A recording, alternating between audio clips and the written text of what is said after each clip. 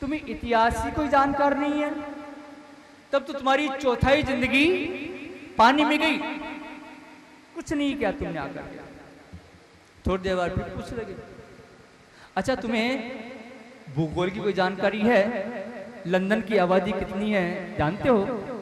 नहीं भैया, मुझे भूगोल की भी कोई जानकारी नहीं। अरे भूगोल की जानकारी नहीं है, तब तो तुम्हारी आधी जिंदगी पानी में गई।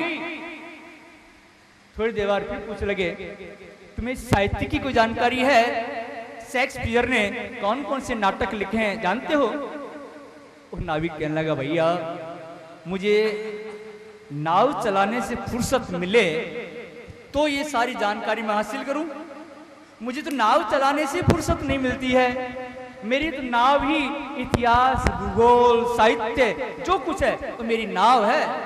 मैं केवल नाव चलाना जानता हूं, इसके अलावा मैं कुछ नहीं जानता। इतने में उस नदी में तूफान आ गया। तूफान के कारण नाव इधर उधर डोलने लगी। वो नाविक उन विद्वानों से कहने लगा, तूफान के कारण हमारी नाव में पानी घुस आया है और हमारी नाव डूबने वाली है। आप लोग तैरना जानते हैं? सभी ने हाथ खड़े कर दिए, हम तो तैरना नहीं जानते हैं। आप लोग तैरना नहीं जानते हो तब तो आपका सारा जीवन अभी पानी में डूब जाएगा। और ऐसा ही हुआ।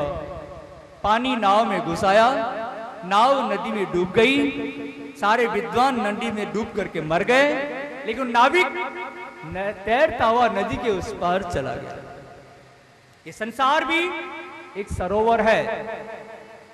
जो विद्या, जो ज्ञान, जो धन, जो मान, जो प्रतिष्ठा, जो परिवार, इस संसार सागर को तैर करके पार करना नहीं सिखा सके, वो सच्ची विद्या नहीं है, वो सच्चा ज्ञान नहीं है, वो सच्चा परिवार नहीं है, वो सच्ची मान प्रतिष्ठा नहीं है। इस संसार सागर को तैर करके पार जाने के लिए तो भजन रूपी विद्या ही एक साधन है। और इस भजन रूपी विद्या को सीखने के बजाय सांसारिक विद्या को सीख करके अभिमान करने वाला व्यक्ति संसार सागर में डूब करके मरता है। उसका डूबना तो निश्चित है। इसके बाद में मनुष्य धर्म का वर्णन किया गया। मनुष्य का सच्चा मित्र उसका धर्म होता है। जीवन में चाहे सब कुछ बिगड़ जावे, लेकिन धर्म का नाश नहीं होना चाहिए। ये धर्म का नाश हो गया फिर कुछ बाकी रहने वाला नहीं है। धर्म तो यह लोक और परलोक दोनों में साथ देता है। सब सुखों का साधन धन नहीं है, बल्कि धर्म है। और धर्म की परिभाषा क्या है? कोई शास्त्रों को उलट पलट कर देखने की आवश्यकता नहीं है। बड़ी सीधी परिभाषा धर्म की। इस मानव सृष्टि के सुचारू रूप से संचालन के लिए परमात्मा ने जो विधि विधान बनाए हैं वही धर्म है। यही धर्म की परिभाषा है। इसके बाद में गृहस्थ धर्म का वर्णन किया गया, आश्रमों का वर्णन किया गया और युधिष्ठिर ने नारद जी की पूजा की। और इस सप्तम स्कंद को प्रणाम किया गया, अष्टम स्कंद में प्रवेश किया गया।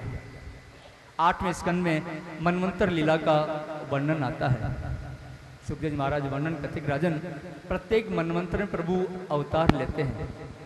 प्रथम मनवंतर में शाम मनु, उनकी पुत्रियां आकृति और देवती कथा मैंने तुमने सुनाई। दूसरे मनवंतर में शाम मनु तप करने के लिए वन में चले गए, वहां से यज्ञ भगवान ने राक्षस से उनकी रक्षा की। और तीसरे मनवंतर में मनु ही उत्तम सत्य सुन के रूप में इस मनवंतर में प्रभु ने अवतार लिया। और चौथे मनवंतर में प्रभु ने हरि के रूप में अवतार लेकर के गजेंद्र की मकर ग्रह से रक्षा की। राजा परीक्षित सुखदेव जी महाराज से प्रार्थना करते, महाराज मैं गजेंद्र मोक्ष कथा विस्तार से सुनना चाहता हूँ। राजा परीक्षित को सुखदेव जी महाराज कहते कि राजन, त्रिकुटाचल पर्वत पर एक बलवान हाथी रहता था। भीषण गर्मी का मौसम था।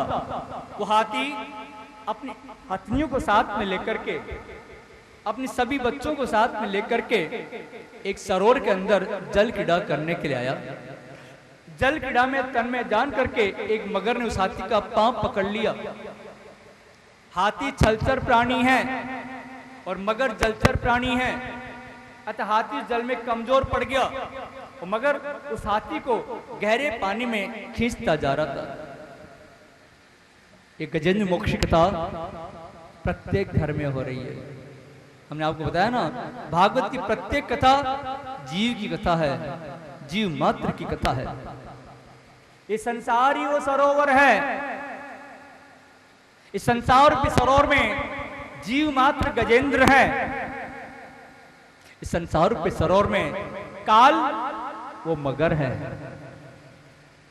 काम क्रोध लोभ त्रिकुटाचल पर्वत है जो कि शरीर में बसे हुए हैं। इस संसार के सरोवर में ये जीव रूपी गजेंद्र अपनी पत्नी और अपने बच्चों के साथ में क्रीड़ा में तन्मय रहता है। इसी संसार के सरोवर में काल रूपी मगर भी रहता है। जीव रूपी गजेंद्र को क्रीड़ा में तन्मय जान करके वो काल रूपी मगर इसके पांव को पकड़ लेता है। बुढ़ापे में पहले पांव की शक्ति कमजोर होती है। जब पांव की शक्ति कमजोर होने लग जाए तो समझे ना, उस काल ने तुम्हें पकड़ लिया है। उस समय घबराना नहीं चाहिए, बल्कि प्रभु के भजन में लग जाना चाहिए।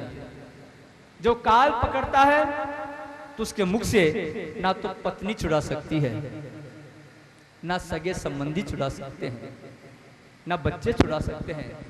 उस काल के मुख से तो प्रभु का सुदर्शन चक्र ही छुड़ा सकता है। सुदर्शन चक्र का मतलब सुदर्शन, अर्थात संसार में सर्वत्र प्रभु का दर्शन।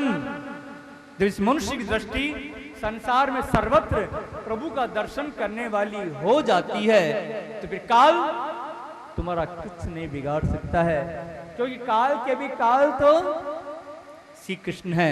काल तो उनका सेवक है। मगर के मुख से छूटने के लिए हाथी ने, उसके बच्चों ने, उसकी पत्नियों ने, सगे संबंधियों ने बहुत प्रयास किया, लेकिन कोई सफलता नहीं मिली। जब किसी प्रयास से गजेंद्र बच नहीं पा रहा था तो उसकी पत्नियों ने सोचा, उसके बच्चों ने सोचा कि अब ये गजेंद्र बचने वाला नहीं है। अतः सभी उसे वहां अकेला छोड़ करके वहां से चले गए। इस मनुष्य का भी अंतिम समय में ना तो जन्म से पहले कोई सगा संबंधी था, ना मृत्यु के बाद में कोई सगा संबंधी रहेगा। जन्म और मृत्यु के बीच में ये सारे संबंध बन जाते हैं और इतने समय में ये मनुष्य एक दूसरे के बिना रह नहीं पाता है, एक दूसरे के बिना चैन नहीं पड़ता। लेकिन अंतिम समय में कोई भी साथ नहीं देते हैं। जब गजेंद्र छोड़ करके सभी चले गए, गजेंद्र अकेला रह गया। उसे यकीन हो गया या मेरा कोई नहीं है। तो गजेंद्र बड़ा व्याकुल होकर के प्रभु को पुकारने लगा, हे गोविंद, हे गोपाल, हे गोविंद, हे गोपाल, हे गोविंद, हे गोपाल, हे गोविंद राखो शरण, हे गोविंद राखो शरण। अब तो जीवन हारे, हे गोविंद राखो शरण। अब तो जीवन हारे, हे गोविंद राखो शरण। नीर पीवन है तू गयो, नीर पीवन है तू गयो, नीर पीवन है तू गयो। सिंधु के किनारे, नीर पीवन है तू गयो, सिंधु के सिंधु बीच बसत ग्राह, सिंधु बीच बसत ग्राह। चरण गही पछारे, हे गोविंद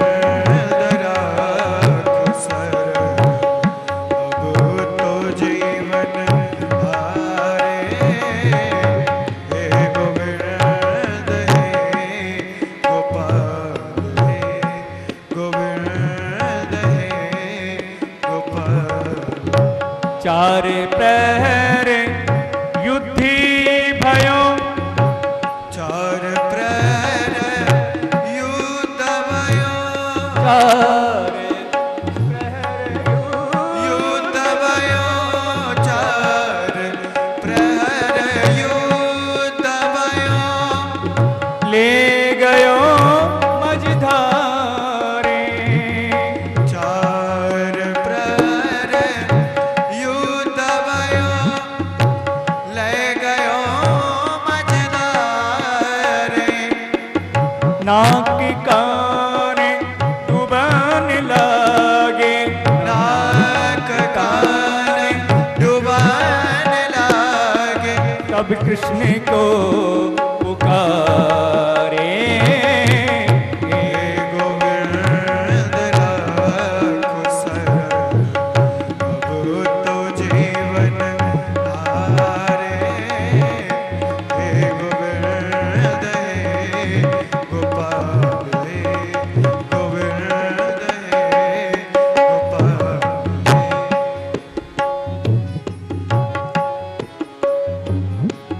अंतिम समय जीव का भी कोई सगा संबंध नहीं होता है।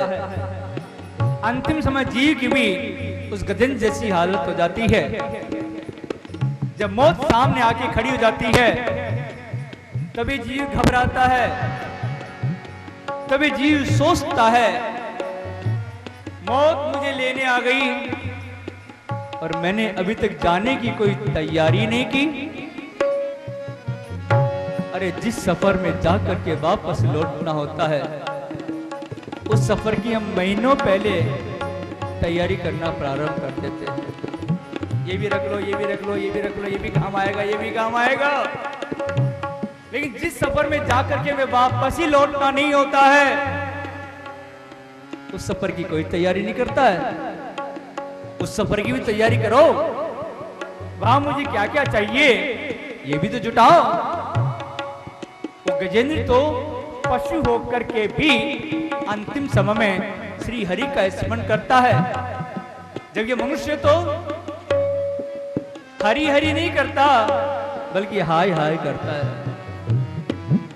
अंतिम समय में हाय हाय करके अपने हृदय को यदि जलाना नहीं चाहते हो तो आज से, अभी से, बल्कि इसी क्षण से श्री हरि का स्मरण करना प्रारंभ कर दो।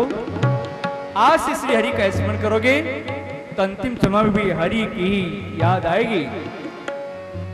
हरि बोल, हरि बोल, हरि बोल, बोल, हरि बोल, बोल, बोल, हरि बोल, हरि बोल, हरि बोल, हरि बोल, बोल, बोल, बोल।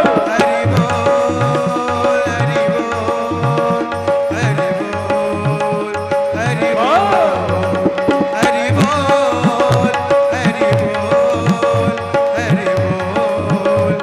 बोल, हरि बोल,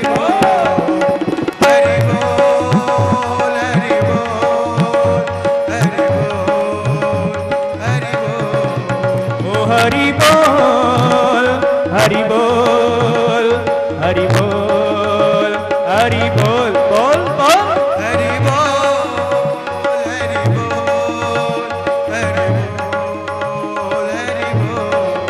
ओ हरि बोल, हरि बोल, हरि बोल, हरि बोल, बोल, बोल। हरि बोल, हरि बोल, हरि बोल, हरि बोल, हरि बोल, हरि बोल, हरि बोल, हरि बोल, हरि बोल, हरि बोल, हरि बोल,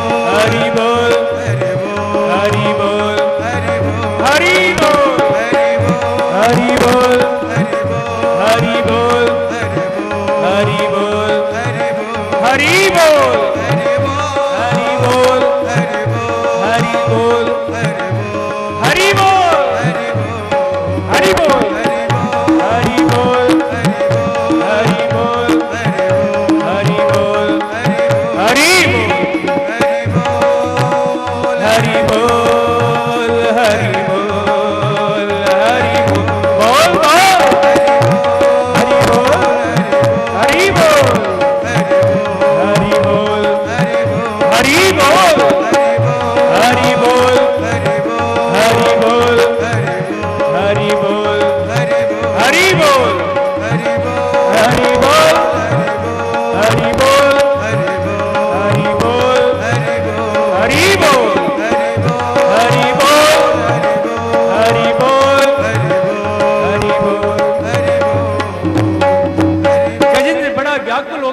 को स्तुति करने लगा। जब प्रभु ने गजेंद्र की स्तुति वैकुंठ में सुनी, तुरंत दौड़े चले आए।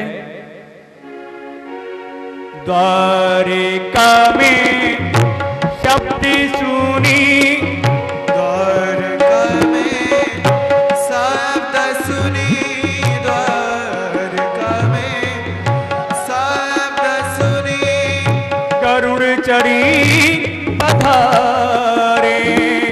द्वारिका में शब्द सुनी, करुण चढ़ी पधारे।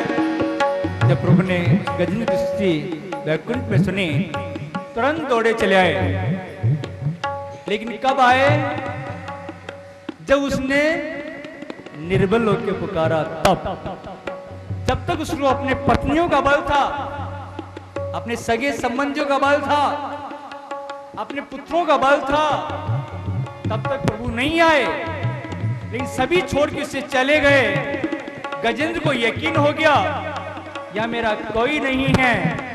निर्बल होकर पुकारने लगा तो तुरंत दौड़े चले आए, क्योंकि मेरा गोविंद कहता है मैं बल वाले का नहीं, मैं तो निर्बल का हूं।